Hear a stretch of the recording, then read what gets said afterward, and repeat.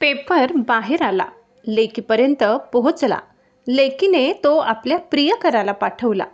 प्रियकर परीक्षेत नापास झाला आणि त्यानंतर त्याच प्रियकराने केलेल्या एका ईमेलमुळे MPSC पेपर फुटीचा संपूर्ण धक्कादायक प्रकार समोर आल्याची माहिती आहे.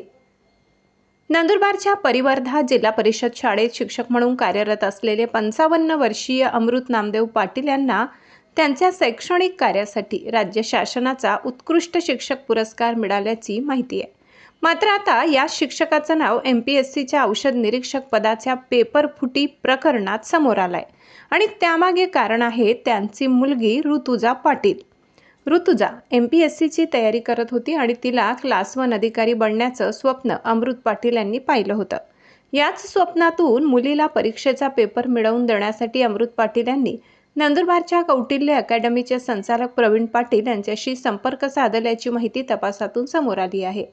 तपासानुसार प्रवीण पाटील यांच्या माध्यमातून MPSCशी संबंधित एका अधिकाऱ्याशी संपर्क करण्यात आला आणि पेपरसाठी 12 लाख रुपयांचा व्यवहार ठरल्याची माहिती आहे.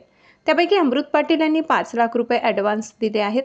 परीक्षा होण्याच्या काही दिवस आधी पेपर अमृत पाटील यांच्यापर्यंत पोहोचला आणि त्यानंतर तो ऋतुजा पाटील हिच्यापर्यंत गेला.